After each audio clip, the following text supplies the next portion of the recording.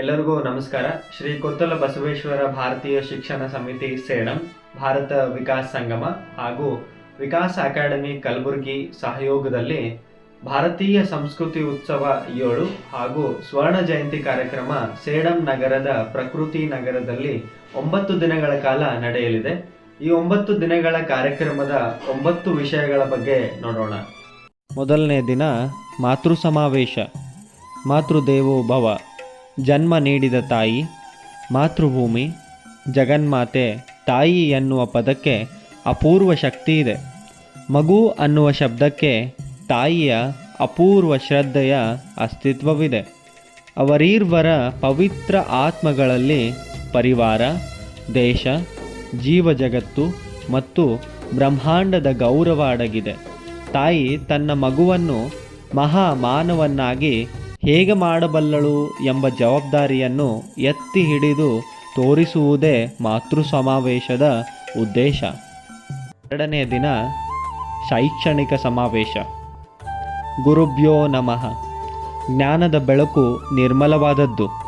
ಸೃಷ್ಟಿಯ ಅಂಧಕಾರವನ್ನು ತೊಡೆದು ಹಾಕುವ ಶಕ್ತಿ ಜ್ಞಾನಕ್ಕಿದೆ. ಅನಂತ ಬೆಳಕಿನ ಅಪೂರ್ವ ತೇಜೋಮೂರ್ತಿಗಳಾದ ಮಕ್ಕಳ ಮುಖಾಂತರ ಈ ಜೀವ ಜಗತ್ತಿಗೆ ದೀರ್ಘಕಾಲದ ಬೆಳಕನ್ನು ತುಂಬಬೇಕು. ಜ್ಞಾನಾರ್ಜನೆಯೇ ಶಿಕ್ಷಣದ ಮೂಲ ಮಂತ್ರವಾಗಬೇಕು ಎಂಬ ಹಿನ್ನೆಲೆಯಲ್ಲಿ ಶೈಕ್ಷಣಿಕ ಸಮಾವೇಶವನ್ನು ಆಯೋಜಿಸಲಾಗಿದೆ. ಮೂರನೇ ದಿನ ಯುವ ಸಮಾವೇಶ. ಸದೃಢ ಭಾರತಕ್ಕಾಗಿ ಯುವಶಕ್ತಿ. ಮಾನವ ಜೀವನದ ತಾರುಣ್ಯಕ್ಕೆ ಅಗಾಧವಾದ ಶಕ್ತಿ ಇದೆ. ಉದಾತ್ತವಾದ ಧ್ಯೇಯದ ಏರಕವನ್ನು ಹೊಯ್ದಾಗ ಅದು ಅರಳಿ ಹೂವು, ಕಾಯಿ, ಹಣ್ಣಾಗಿ ಜಗತ್ತಿಗೆ ಅಸಾಧಾರಣ ಕಾಣಿಕೆ ಕೊಡಬಲ್ಲದ್ದು. ಸಶಕ್ತ ಸಮಾಜ ನಿರ್ಮಾಣ ಮಾಡಲು ಯುವಕರನ್ನು ವೈಚಾರಿಕ ಎತ್ತರಕ್ಕೆ ಮುನ್ನಡೆಸುವುದೇ ಈ ಸಮಾವೇಶದ ಉದ್ದೇಶ. ನಾಲ್ಕನೇ ದಿನ ಗ್ರಾಮ ಕೃಷಿ ಸಮಾವೇಶ. ಅನ್ನ ದೇವರಿಗಿಂತ ಅನ್ಯ ದೇವರಿಲ್ಲ. ನಿಸರ್ಗದ ಪಂಚಮಹಾಭೂತಗಳಾದ ಭೂಮಿ, ನೀರು, ಬೆಂಕಿ, ಗಾಳಿ, ಆಕಾಶ ಇವುಗಳ ಪಾವಿತ್ರ್ಯತೆಯನ್ನು ಕಾಪಾಡಿಕೊಳ್ಳುವುದರ ಮೂಲಕ ರೈತ ತನ್ನ ಬದುಕನ್ನು ಸಾರ್ಥಕ ಮಾಡಿಕೊಳ್ಳಬಹುದು. ನನ್ನ ಹಳ್ಳಿ, ನನ್ನ ದೇಶ, ನನ್ನ ಜಿಲ್ಲೆ, ನನ್ನ ಜಗತ್ತು ಎನ್ನುವ ಮಂತ್ರದ ಮೂಲಕ ಹಳ್ಳಿಯ ರೈತ ತನ್ನ ಬದುಕನ್ನು ಕಟ್ಟಿಕೊಂಡಾಗ ಗ್ರಾಮದ ಸಮಗ್ರ ವಿಕಾಸವಾಗುತ್ತದೆ ಮತ್ತು ರೈತನ ಜೀವನ ಆನಂದಮಯವಾಗುತ್ತದೆ. ಕೃಷಿಗೆ ಸಂಬಂಧಿಸಿದ ಸಮಸ್ಯೆಗಳಿಗೆ ಪ್ರಾಯೋಗಿಕ ಪರಿಹಾರವನ್ನು ಈ ಸಮಾವೇಶ ಒದಗಿಸುತ್ತದೆ. ಐದನೇ ದಿನ ಆಹಾರ ಆರೋಗ್ಯ ಸಮಾವೇಶ. ಶರೀರ ಮತ್ತು ಮನಸ್ಸಿನ ಪುನಶ್ಚೇತನ. ಉತ್ತಮ ಆಹಾರ, ಗಾಳಿ, ನೀರು ಹಾಗೂ ಸಾಂಪ್ರದಾಯಿಕ ಆಹಾರ ಪದ್ಧತಿ, ಆಯುರ್ವೇದ, ಮನೆಮದ್ದಿನ ಬಳಕೆ, ಯೋಗಾಸನ, ಶಾರೀರಿಕ ಪರಿಶ್ರಮ ಇವುಗಳಿಂದ ಶರೀರದ ಆರೋಗ್ಯವನ್ನು ಕಾಪಾಡಿಕೊಂಡು ಉತ್ತಮ ಸಾಮಾಜಿಕ ಜೀವಿಯಾಗಿ ಬದುಕಲು ಈ ಸಮಾವೇಶ ಸೂಕ್ತ ದಿಶೆಯನ್ನು ತೋರಿಸುತ್ತದೆ. ಆರನೇ ದಿನ ಸ್ವಯಂ ಉದ್ಯೋಗ ಸಮಾವೇಶ. ಸ್ವಯಂ ಉದ್ಯಮದ ಸಶಕ್ತೀಕರಣ. ಸೃಷ್ಟಿಯಲ್ಲಿ ಮಾನವ ಸಂಪನ್ಮೂಲಕ್ಕೆ ಗುರುತರ ಜವಾಬ್ದಾರಿ ಇದೆ. ಪ್ರತಿಯೊಬ್ಬ ನಾಗರಿಕನಿಗೆ ಉತ್ತಮ ಉದ್ಯೋಗ ದೊರೆಯಲು ಕೌಶಲ್ಯಯುಕ್ತ ಶಿಕ್ಷಣದ ಅಗತ್ಯವಿದೆ. ಸ್ಥಳೀಯ ಉತ್ಪನ್ನ, ಸ್ಥಳೀಯ ಖರೀದಿ, ಗುಡಿ ಕೈಗಾರಿಕೆ, ಗೃಹ ಉದ್ಯೋಗದ ಮೂಲಕ ಆರ್ಥಿಕ ಸ್ಥಿತಿಯನ್ನು ಅಭಿವೃದ್ಧಿಪಡಿಸಿ ಉತ್ತಮ ಬದುಕನ್ನು ಕಟ್ಟಿಕೊಳ್ಳುವಂತೆ ಮಾಡಿ ಪ್ರತಿಯೊಬ್ಬರ ಬದುಕನ್ನು ಆನಂದಮಯ ಮಾಡುವುದೇ ಸ್ವಯಂ ಉದ್ಯೋಗ ಸಮಾವೇಶದ ಉದ್ದೇಶ. 7ನೆಯ ದಿನ ಪ್ರಕೃತಿ ಮತ್ತು ನಾವು ಸಮಾವೇಶ. ಪರಿಸರದ ರಕ್ಷಣೆಯೇ ಭವಿಷ್ಯದ ರಕ್ಷಣೆ.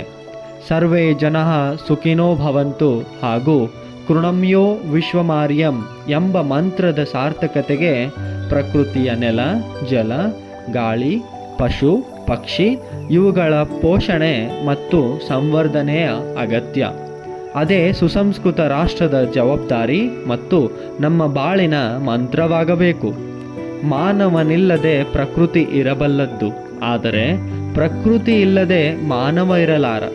ಮಾನವೀಯತೆ ಮತ್ತು ಪ್ರಾಕೃತಿಕ ಜಗತ್ತಿನ ನಡುವೆ ಇರುವ ನಿಕಟ ಸಂಬಂಧಕ್ಕೆ ಇಂಬು ನೀಡುವುದೇ ಈ ಸಮಾವೇಶದ ಉದ್ದೇಶ. 8ನೆಯ ದಿನ ಸೇವಾಶಕ್ತಿ ಸಮಾವೇಶ. ಬಹುಜನ ಹಿತಾಯ ಬಹುಜನ ಸುಖಾಯ. ದಿವ್ಯಾಂಗ ಮತ್ತು ಮಾನಸಿಕ ಅಸ್ವಸ್ಥರೂ ಕೂಡ ಸರಿಯಾದ ಸಂಸ್ಕಾರದಿಂದ ಜಗಕ್ಕೆ ಉಪಕಾರಿಯಾಗಿ ಬದುಕುವುದನ್ನು ಕಂಡಿದ್ದೇವೆ. ಅಂತಹ ಎತ್ತರದ ಎದೆಗಾರಿಕೆಯ ತಳಹದಿಯ ಮೂಲಕ ಶಕ್ತಿವಂತರು ಅಸಹಾಯಕರ ಸೇವೆಗೆ ಕೈಜೋಡಿಸುವುದೇ ನಿಜವಾದ ಸೇವೆ. ಅನಂತ ಸತ್ಯದ ಸೇವೆಗೆ ನಮ್ಮನ್ನು ನಾವು ಸಮರ್ಪಿಸಿಕೊಳ್ಳುವುದೇ ಸೇವಾ ಸಂಸ್ಥೆಗಳ ಉದ್ದೇಶವಾಗಿರಬೇಕು ಎಂಬ ಹಿನ್ನೆಲೆಯಿಂದ ಈ ಸಮಾವೇಶವನ್ನು ಆಯೋಜಿಸಲಾಗಿದೆ. 9ನೆಯ ದಿನ ದೇಶ ಧರ್ಮ ಸಂಸ್ಕೃತಿ ಸಮಾವೇಶ. ನಮ್ಮ ಹೆಮ್ಮೆಯ ಭವ್ಯ ಭಾರತ. ಪ್ರಕೃತಿಯಲ್ಲಿ ಇರುವ ಜೀವ ಜಗತ್ತಿನ ಪಾವಿತ್ರ್ಯತೆ ಕಾಪಾಡಿಕೊಂಡು ಬದುಕಲು ಉಪನಿಷತ್ತು, ನೀತಿಕತೆ, ಪಂಚತಂತ್ರದ ಕತೆ, ನಾಡಿನ ಶ್ರೇಷ್ಠ ಗ್ರಂಥ, ಶರಣರ ಸಂತರ ವಾಣಿಗಳಲ್ಲಿರುವ ಜ್ಞಾನವೇ ಅನಂತ ಸತ್ಯ ಶೋಧನೆಯ ಬೀಜಮಂತ್ರ ಆಗಬೇಕು. ತಾರ್ಕಿಕವಾಗಿ ಯೋಚಿಸಬಲ್ಲ ಮಾನವ ಸಂಘ ಸಂಸ್ಥೆಗಳ ಮೂಲಕ ಸಂತ ಮಹಾತ್ಮರ ಪ್ರವಚನಗಳಿಂದ ಸ್ವ ಅಧ್ಯಯನದಿಂದ ಒಂದು ಸುಂದರವಾದ ಜಗತ್ತನ್ನು ಕಾಣಬೇಕಾದ ಮೌಲ್ಯ ಮತ್ತು ನೀತಿಯನ್ನು ಬೆಳೆಸಿಕೊಂಡು ಸಮಾಜದ ಪರಿವರ್ತನೆಗೆ ಹೇಗೆ ಕಾರಣೀಕರ್ತನಾಗಬಹುದು ಎಂಬುದನ್ನು ದೇಶ ಧರ್ಮ ಸಂಸ್ಕೃತಿ ಸಮಾವೇಶ ಸಾಬೀತುಪಡಿಸುತ್ತದೆ. ಇಂತಹ ಅದ್ಭುತ ಐತಿಹಾಸಿಕ ಕಾರ್ಯಕ್ರಮದಲ್ಲಿ ನಾವು ನೀವೆಲ್ಲರೂ ಪಾಲ್ಗೊಂಡು ಪುನೀತರಾಗೋಣ. ಧನ್ಯವಾದಗಳು.